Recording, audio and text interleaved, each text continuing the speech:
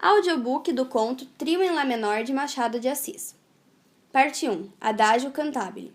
Maria Regina acompanhou a avó até o quarto, despediu-se e recolheu-se ao seu. A mucama que a servia, apesar de familiaridade que existia entre elas, não pôde arrancar-lhe uma palavra, e saiu, meia hora depois, dizendo que Nhanha estava muito séria. Logo que ficou só, Maria Regina sentou-se ao pé da cama com as pernas estendidas, os pés cruzados, pensando. A verdade pede que diga que esta moça pensava amorosamente em 2 homens, ao mesmo tempo. Um de 27 anos, Maciel, outro de 50, Miranda. Convenho que é abominável, mas não posso alterar a feição das coisas. Não posso negar que se os 2 homens estão namorados dela, ela não está menos de ambos. Uma esquisita em suma, ou, para falar como suas amigas do colégio, uma desmiolada. Ninguém lhe nega coração excelente e claro espírito, mas a imaginação é que é do mal, uma imaginação adusta, cobiçosa, insaciável principalmente, avessa à realidade, sobrepondo nas coisas da vida outras de si mesma, daí curiosidades irremediáveis. A visita dos 2 homens, que a namoravam de pouco, durou cerca de 1 hora. Maria Regina conversou alegremente com eles e tocou ao piano uma peça clássica, uma sonata, que fez a avó cochilar um pouco. No fim, discutiram música. Miranda disse coisas pertinentes acerca da música moderna e antiga. A avó tinha religião de Bellini e da Norma, e falou das toadas do seu tempo, agradáveis, saudosas e principalmente claras. A neta ia com opiniões de Miranda, Maciel concordou polidamente com todos. Ao pé da cama, Maria Regina reconstruía agora tudo isso. A visita, a conversação, a música, o debate, os modos de ser de um e de outro. As palavras de Miranda e os belos olhos de Maciel. Eram 11 horas, a única luz do quarto era a lamparina. Tudo convidava ao sonho e ao devaneio. Maria Regina, à força de recompor a noite, viu ali 2 homens ao pé dela, ouviu-os, conversou com eles durante uma porção de minutos, 30 ou 40, ao som da mesma sonata tocada por ela. Lá, lá, lá. Parte 2. Allegro, ma non troppo. No dia seguinte, a avó e a neta foram visitar uma amiga na Tijuca. Na volta, a carruagem derribou um menino que atravessava a rua correndo. Uma pessoa que viu isso atirou seus cavalos e, com perigo de si própria, conseguiu detê-los e salvar a criança, que apenas ficou ferida e desmaiada. Gente, tumulto, a mãe do pequeno acudiu em lágrimas. Maria Regina desceu do carro e acompanhou o ferido até a casa da mãe, que era ali ao pé. Quem conhece a técnica do destino adivinha logo que a pessoa que salvou o pequeno foi um dos 2 homens da outra noite. Foi o Maciel. Feito o primeiro curativo, Maciel acompanhou a moça até a carruagem e aceitou o lugar que a avó lhe ofereceu até a cidade. Estavam no engenho velho. Na carruagem é que Maria Regina viu que o rapaz trazia a mão ensanguentada. A avó inquiria a miúdo se o pequeno estava muito mal, se escaparia. Maciel disse-lhe que os ferimentos eram leves, depois contou o acidente. Estava parado na calçada, esperando que passasse o tiro-biro, quando viu o pequeno atravessar a rua diante dos cavalos. Compreendeu o perigo e tratou de conjurá-lo ou diminuí-lo. Mas está ferido, disse a velha. Coisa de nada. Está, acudiu a moça. Podia ter curado também. Não é nada, teimou ele. Foi um arranhão. Enxugo isso com o lenço. Não teve tempo de tirar o lenço. Maria Regina ofereceu-lhe o seu. Maciel, comovido, pegou nele, mas hesitou em maculá-lo. Vá, vá, dizia-lhe ela. E, vendo o acanhado, tirou-lhe e enxugou-lhe, ela mesma, o sangue da mão. A mão era bonita, tão bonita como o dono, mas parece que ele estava menos preocupado com a ferida na mão que com o amarrotado nos punhos. Conversando, olhava-lhe para eles disfarçadamente e os escondia. Maria Regina não via nada, via-o a ele. Via-lhe principalmente a ação que acabava de praticar, e que lhe punha uma auréola. Compreendeu que a natureza generosa saltara por cima dos hábitos pausados e elegantes do moço, para arrancar a morte de uma criança que ele nem conhecia. Falaram do assunto até a porta de casa. Maciel recusou, agradecendo a carruagem que elas lhe ofereciam, e despediu-se até a noite. Até a noite, repetiu Maria Regina. Esperou-o ansiosa. Ele chegou por volta de 8 horas, trazendo uma fita preta enrolada na mão, e pediu desculpa de vir assim, mas disseram-lhe que era bom por alguma coisa e obedeceu. Mas está melhor. Estou bom, não foi nada. Venha, venha, disse-lhe a avó, do outro lado da sala. Sente-se aqui ao pé de mim, o senhor é um herói. Maciel ouvia sorrindo, tinha passado o ímpeto generoso, começava a receber os dividendos do sacrifício. O maior deles era a admiração de Maria Regina, tão ingênua e tamanha que esquecia a avó e a sala. Maciel sentara-se ao lado da velha, Maria Regina defronte de ambos. Enquanto a avó restabelecia do susto, contava as comoções que padecera, a princípio sem saber de nada, depois imaginando que a criança teria morrido. Os dois olhavam um para o outro, discretamente, e afinal, esquecidamente. Maria Regina perguntava-se a si mesma onde acharia melhor noivo. A avó, que não era míope, achou a contemplação excessiva e falou de outra coisa. Pediu a Maciel algumas notícias da sociedade. Maciel era homem, como ele mesmo dizia em francês, très répandu. Sacou da algibeira uma porção de novidades miúdas e interessantes. A maior de todas foi estar desfeito o casamento de certa viúva. Não me diga isso, exclamou a avó. É ela? Parece que foi ela mesma que o desfez. O certo é que esteve anteontem no baile, dançou e conversou com muita animação. Abaixo da notícia, o que fez mais sensação em mim foi o colar que levava magnífico. Como a cruz de brilhantes? Perguntou a velha. Conheço, é muito bonito. Não, não é esse. Maciel conhecia o da cruz, que levava até a casa de um Mascarenhas. Não era esse. Este outro ainda há poucos dias estava na loja do Resende. Uma coisa linda. E descreveu todo o número, disposição e facetato das pedras e concluiu dizendo que foi uma joia da noite.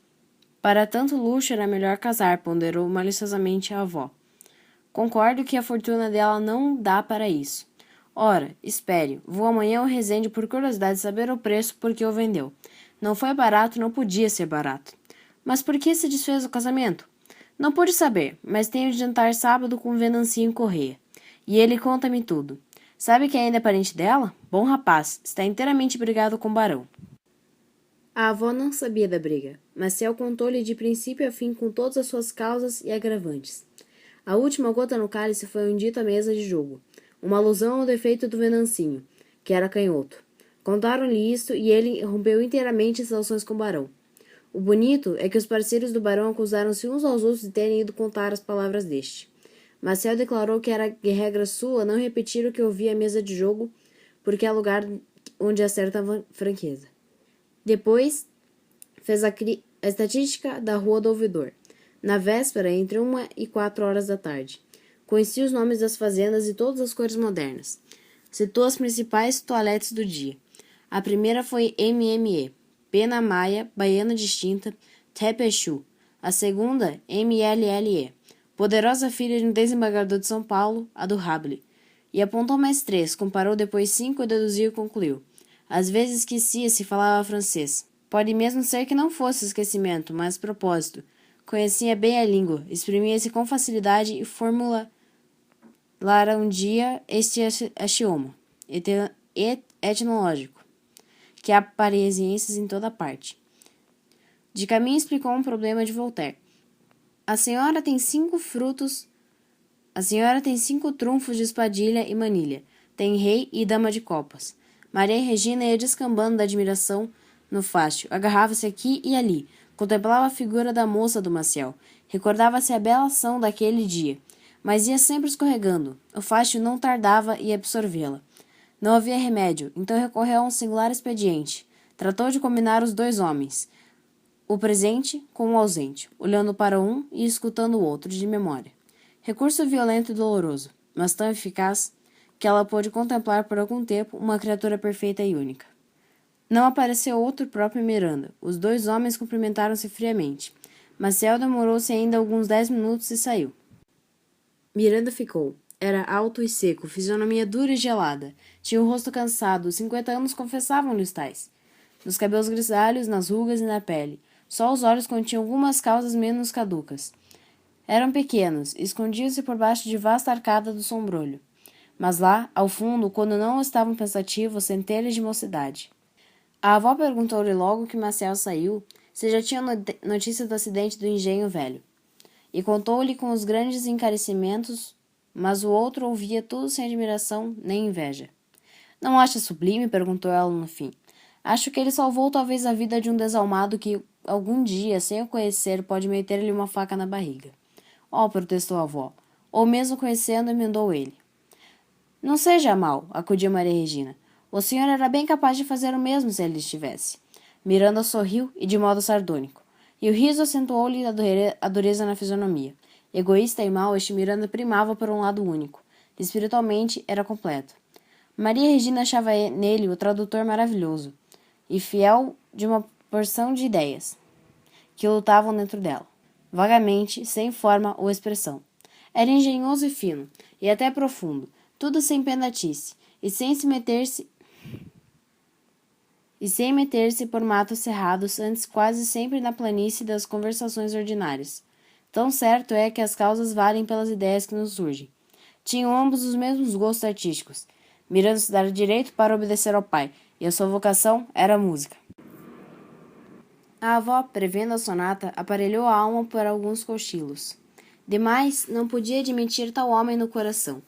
Achava-o aborrecido e antipático. Calou-se no fim de alguns minutos. A sonata veio, no meio de uma conversação que Maria Regina achou deleitosa. E não veio senão porque ele lhe pediu que tocasse. Ele ficaria de bom grado a ouvi-la. Vovó, disse ela, agora há de ter paciência. Miranda aproximou-se do piano. Aos pés das andarelas, a cabeça dele mostrava toda a fadiga dos anos, ao passo que a expressão da fisionomia era muito mais de pedra e fel. Maria Regina notou a graduação e tocava sem olhar para ele. Difícil causa, porque se ele falava, as palavras entravam-lhe tanto pela alma que a moça insensivelmente levantava os olhos, e dava logo como um velho ruim. Então é que se lembra do Maciel, dos seus anos em flor, da fisionomia franca, meiga, boa e afinal, da ação daquele dia. Comparação tão cruel para Miranda, como fora para o Maciel o cortejo de seus espíritos. E a moça recorreu ao mesmo expediente e completou um pelo outro. Escutava este com o pensamento naquele. E a música ia ajudando a ficção indecisa a princípio, mas logo vivia a acabada assim titânea, ouvindo namorada a cantiga do tecelão. Admirava-lhe as belas formas sem advertir que a cabeça era de burro. 10, 20, 30 dias passaram depois daquela noite, e ainda mais 20 e depois mais 30. Não há cronologia certa, melhor é ficar no vago. A situação era a mesma insuficiência individual dos dois homens, e o mesmo complemento ideal por parte dela. Daí um terceiro homem, que ela não conhecia. Maciel e Miranda desconfiavam um do outro, detestavam-se a mais, e padeciam muito. Miranda principalmente, que era a paixão da última hora. Afinal, acabaram aborrecendo a moça. Esta viu-os ir pouco a pouco. A esperança ainda os fez relapsos, mas tudo morre, até a esperança, e eles saíram para nunca mais. As noites foram passando, Maria Regina compreendeu que estava acabado. A noite em que se persuadiu bem disto foi uma das mais belas daquele ano, clara, fresca, luminosa. Não havia lua, mas nossa amiga aborrecia a lua. Não se sabe bem por quê. Ou porque brilha de empréstimo, ou porque toda a gente a admira, e pode ser que por ambas as razões. Era uma das suas esquisitices, agora outra. Tinha lido de manhã em uma notícia de jornal que há estrelas duplas, que nos parecem um só astro. Em vez de ir dormir, encostou-se à janela do quarto, olhando para o céu, a ver se descobria alguma delas. Baldado esforço. Não a descobrindo no céu, procurou-a em si mesmo. Fechou os olhos para imaginar o fenômeno. Astronomia fácil e barata, mas não sem risco. O pior que ela tem é pôr os astros ao alcance da mão, por modo que se a pessoa abre os olhos e eles continuam a fulgurar lá em cima, grande desconsolo e certa é a blasfêmia. Foi o que sucedeu aqui. Maria Regina viu dentro de si a estrela dupla e única. Separadas, valiam bastante. Juntas, davam um astro esplêndido. E ela queria o astro esplêndido. Quando abriu os olhos e viu que o firmamento ficava tão alto, concluiu que a criação era um livro falho e incorreto, e desesperou. No muro da chácara, viu então uma coisa parecida com 2 olhos de gato. A princípio teve medo, mas advertiu logo que não era mais que a reprodução externa dos 2 astros que ela vira em si mesma e que tinham ficado impressos na retina. A retina dessa moça fazia refletir cá fora todas as suas imaginações. Refrescando o vento, recolheu-se, fechou a janela e meteu-se na cama. Não dormiu logo, por causa de 2 rodelas de opala que estavam incrustadas na parede. Percebendo que era ainda uma ilusão, fechou os olhos e dormiu. Sonhou que morria, que a alma dela, levada aos ares, voava na direção de uma bela estrela dupla. O astro desdobrou-se e ela voou para uma das 2 porções. Não achou ali a sensação primitiva e despenhou-se para outra, igual resultado, igual regresso. e ei-la andar de uma para outra das duas estrelas separadas. Então uma voz surgiu do abismo, com palavras que ela não entendeu. É a tua pena, alma curiosa de perfeição.